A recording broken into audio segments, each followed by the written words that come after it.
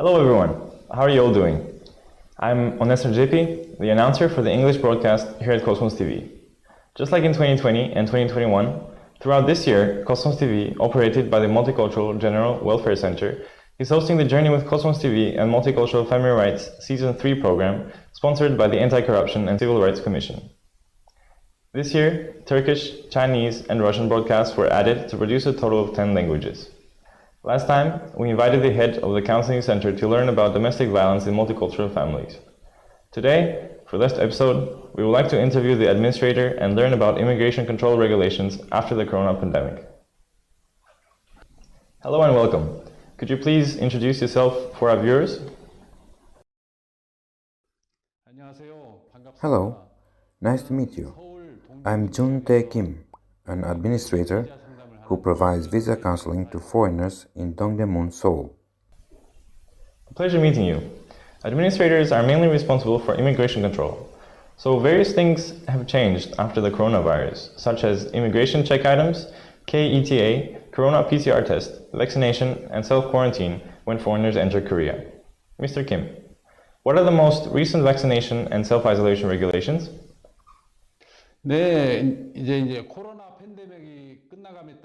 Yes, as the corona pandemic is over, the mandatory vaccination, PCR test, and self-quarantine duties have been mostly lifted.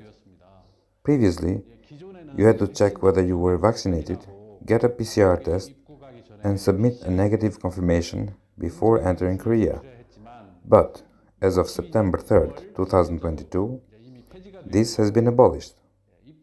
You had to do a PCR test within 24 hours after entering the country, but it was stopped as of October 1st of this year. However, if there is a suspicion of corona infection, the test should be done within 3 days. If you become infected, you must self-isolate for 7 days. Oh, I see. Vaccination, PCR test, and self-quarantine, which were mandatory at the time of the corona pandemic, have been lifted. By the way, during the corona pandemic, when foreigners were staying at accommodations, they had to present their passports and leave a photocopy. Is this system still in effect?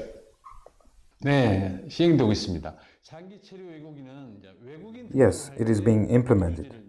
Long-term foreigners must submit their residence information when registering as foreigners, whereas short-term foreigners must register for accommodation. Accommodation registration is done by the lodging company. For this purpose, foreigners must show their passport to the lodging company. The company then scans the QR code on the immigration card in the passport and reports the lodging to the immigration office. If the QR code is unavailable for any reason, please fill in the passport information in the short-term foreigner accommodation report form and fax it. So, short-term foreigners must report their accommodation information.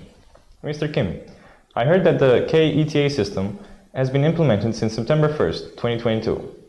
According to the system, when a foreigner enters the Republic of Korea, he or she must apply for the Korea Electronic Travel Authorization, also known as K-ETA. Can you please go into further detail about K-ETA?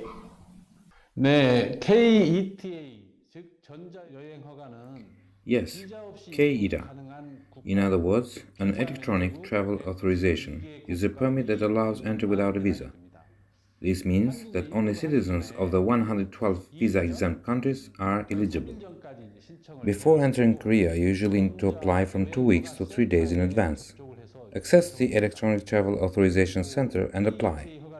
Once you get a K-ETA permit, you can use it multiple times for 2 years.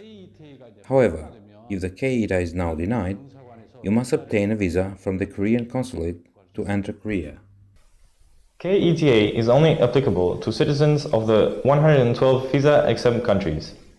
But among them, foreigners who want to work, conduct for-profit activities in Korea, or who want to reside in Korea for a long time, must obtain a visa for that purpose of entry, right?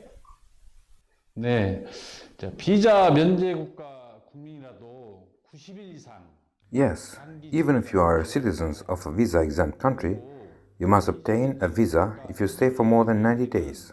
In addition, foreigners outside the visa-exempt countries must obtain a visa at the Korean consulate to enter Korea. There are short-term visas up to 90 days and long-term visas of 90 days or more. You must obtain a visa for the purpose of entry. For example, Short-term visa is for family visit. Group tour, medical tour, short-term businesses, individual tour, and short-term employment C4. Long-term visas are for studying, employment, marriage, overseas Koreans, investments, etc. I see. During the corona pandemic, many changes were made in the immigration system, and it seems that the implementation of K-ETA is the most recent one. Is there anything that hasn't changed during the corona situation? 네, 코로나 검사가 이제 폐지는 되었지만 실내에 Yes, 들어갈 때는 the corona test has been abolished, but you have to always wear a mask when entering a room in order to avoid getting infected with the virus. And now, you must check the period of stay according to the short-term visa and leave the country within this period.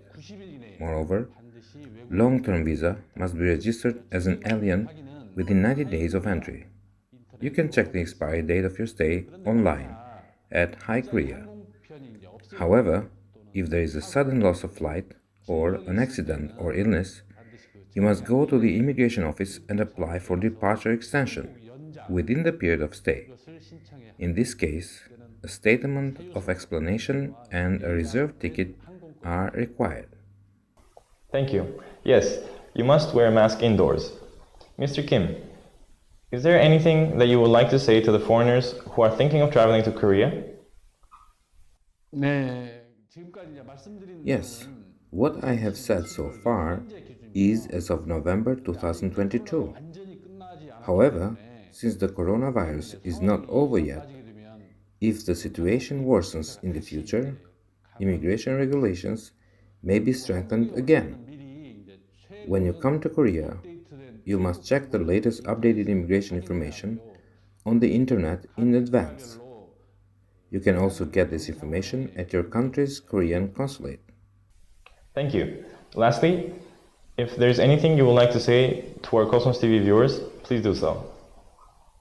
네, 이제 요즘 한국은 이제 외국으로부터 들여오는 마약 문제가 이제 심각합니다. These days, Korea is having a serious problem with drugs imported from abroad.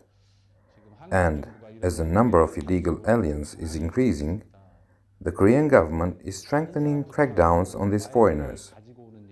That's why you shouldn't bring drugs at the request of others, and you must not exceed the period of stay after entering Korea. If you are arrested for drugs or illegal stay, you will not only be deported from Korea, but it will be very difficult to enter Korea in the future. I hope you have a healthy and happy life in Korea. Viewers of Cosmos TV, please like and subscribe. Yes, thank you. So far, we talked about the immigration regulations that have been changed due to the coronavirus with Administrator Tae Kim. I would like to express my deep gratitude to the administrator for taking the time for this interview, despite his very busy schedule. Dear viewers of Cosmos TV, as of October 1st, Korea does not have PCR tests, self-quarantine obligations, and corona vaccination standards for foreigners entering Korea. As a result, more and more foreigners are entering the country. However, there are still several rules, such as wearing a mask indoors. I hope that many foreigners who come to Korea can enjoy their stay here without any issues. With today's episode, the third season of Journey with Cosmos TV and Multicultural Family Rights will come to an end. Cosmos TV will continue to provide better broadcasts for multicultural people and multicultural families living in Korea. Please make sure to like and subscribe. Until next time, much love.